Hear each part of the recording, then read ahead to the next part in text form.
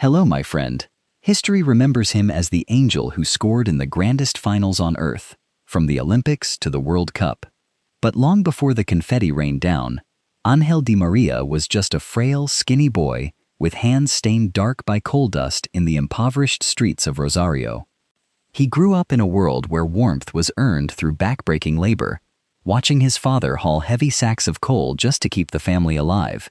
Driven by his mother's rusted bicycle and an unwavering love, he transformed every tear and hardship into an unstoppable stride.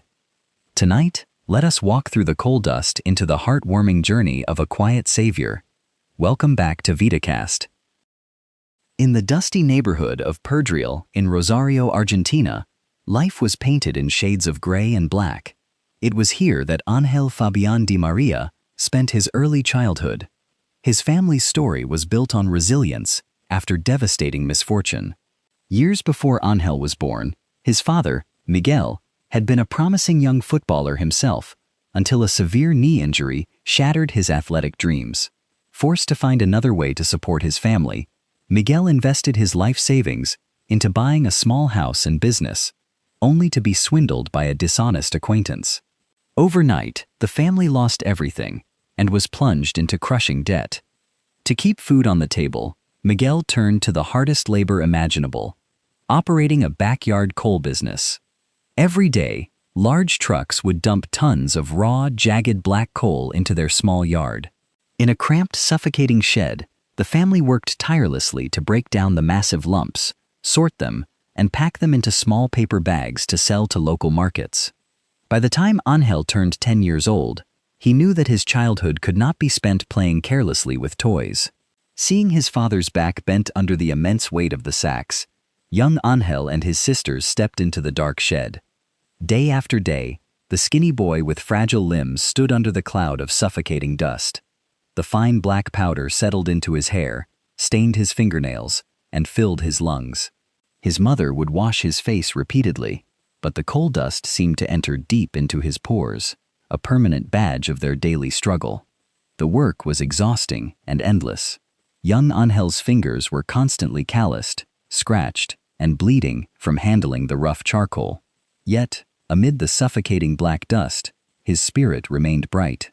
Every heavy sack he dragged across the dirt floor was an act of quiet devotion to a family fighting to survive. He never complained about the bitter cold winters or the sweltering summer days inside that dark yard. Inside his small chest beat the heart of a boy who loved his parents too much to let them suffer alone. Ángel's passion for football was undeniable from his earliest years. When he was just 6, a local doctor advised his mother to sign him up for sports because the boy was so hyperactive he was practically bouncing off the walls of their tiny home. He joined a neighborhood youth team called Torito, where his natural agility and lightning speed instantly dazzled everyone. Soon, scouts from Rosario Central, one of Argentina's most prestigious clubs, came calling. They purchased young Ángel from Torito for a humble symbolic fee, 26 footballs. Joining Rosario Central was a dream come true, but it created an immense logistical nightmare for a family struggling just to afford bread. The club's training ground was located nearly 7 kilometers away from their coal yard in Piety. Public bus fare for daily trips was a luxury the family simply could not afford. That was when his mother, Diana, made an extraordinary, life-altering commitment. Every single afternoon, regardless of how brutal the weather was, Diana would drag out her old, rusted yellow bicycle. She placed young Ángel on the small frame in front of her, nestled his younger sister into a makeshift plastic basket behind her seat, and packed his worn-out training gear. Then, with sheer willpower, she would pedal into the chaotic streets of Rosario. For nearly 7 long kilometers there, and 7 long kilometers back, Diana pedaled through punishing conditions. She rode through blazing summer heat that scorched her skin and freezing winter downpours that made her joints ache. She dodged heavy city traffic, navigated deep potholes, and fought against howling winds, carrying the weight of 2 growing children. Sometimes, when severe storms flooded the roads, the bicycle's rusted chain would snap. Diana would simply push the heavy bike through knee-deep water, her eyes fixed on the distant field, refusing to let her son miss a single minute of practice. Equally heartbreaking were Angel's football boots. While other boys arrived in shiny, brand-new shoes, Ángel wore second-hand boots that were constantly falling apart. His mother kept a small needle, thick spool of thread, and a tube of cheap industrial glue on the kitchen table. Every evening, after scrubbing the stubborn coal dust off her hands, Diana sat under a dim light bulb, painstakingly stitching up the tearing leather and gluing the peeling rubber soles back together.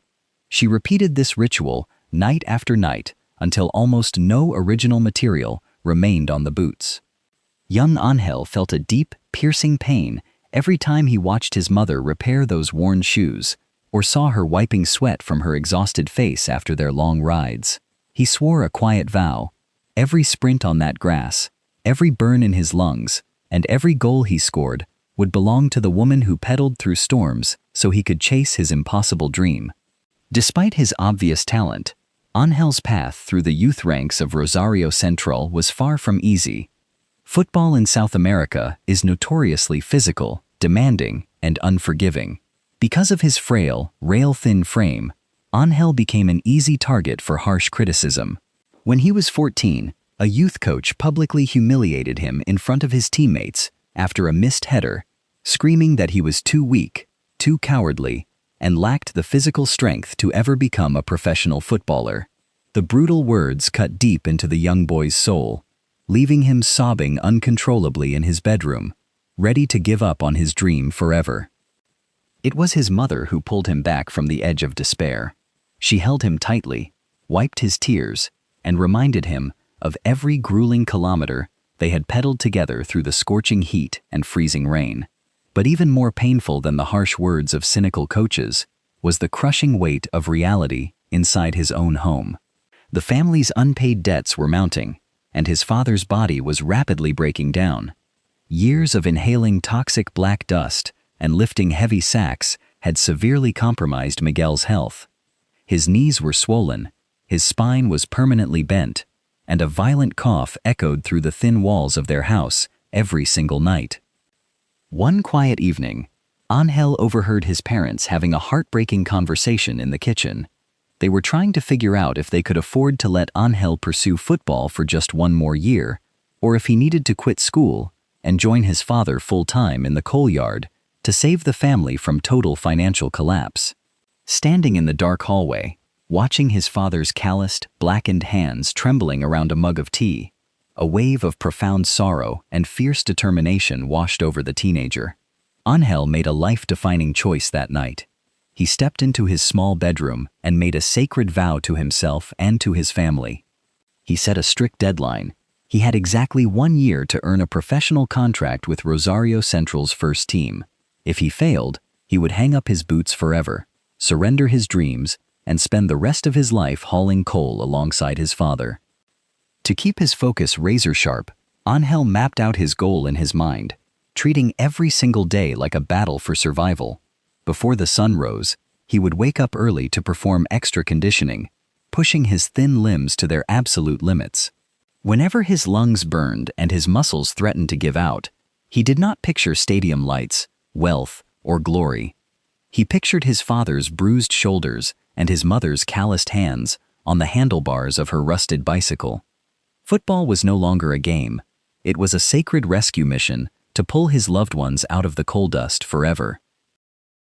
His fierce determination bore fruit.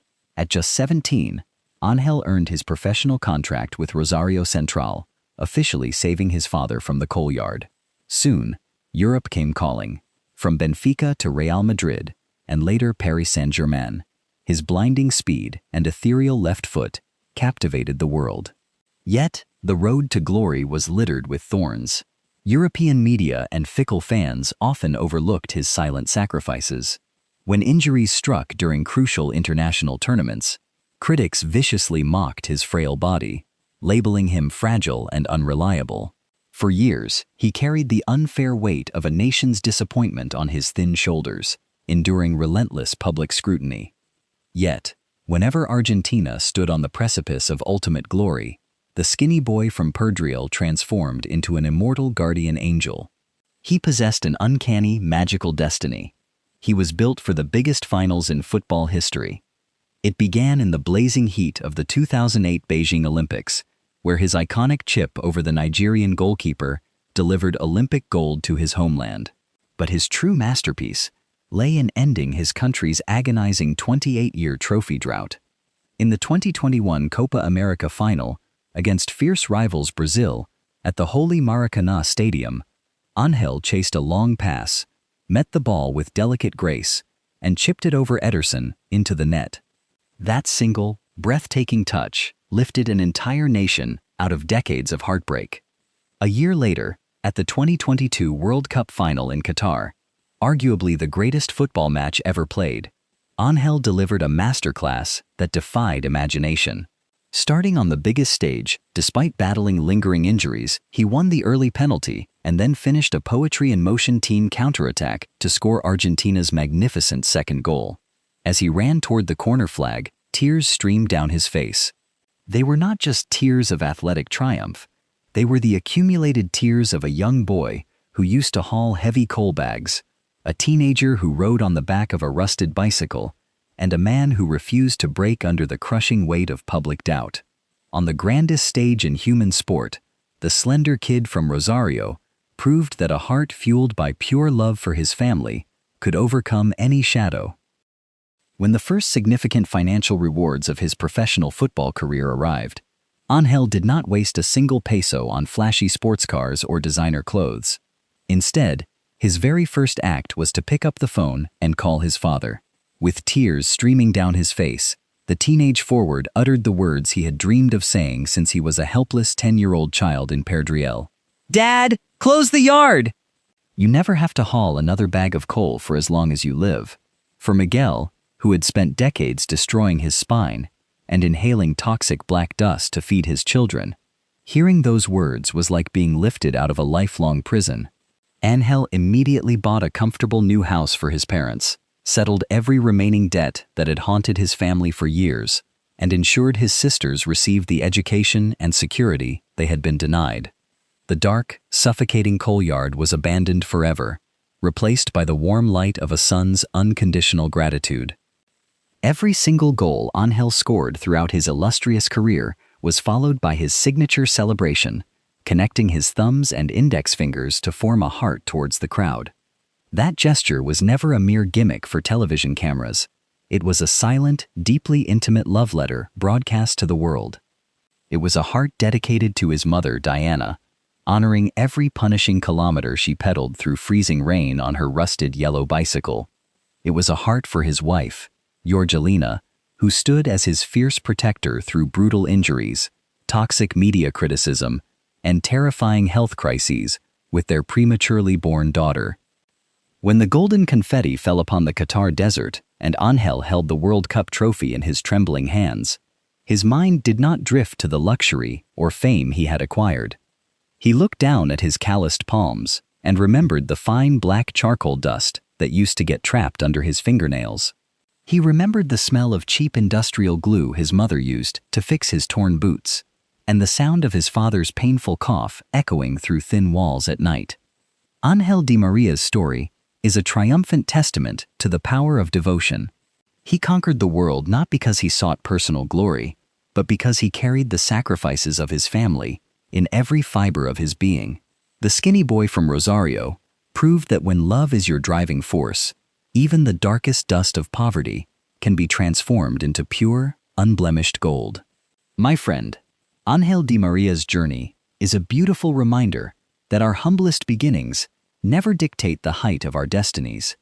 It is not cold talent, but the warmth of pure devotion, for a mother pedaling through freezing rain, for a father bent under heavy sacks, that creates immortal legends.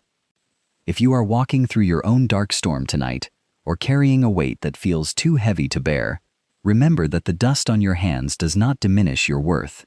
Keep fighting, keep running, and let love be the light that leads you out of the shadows. Thank you for joining me tonight on VitaCast.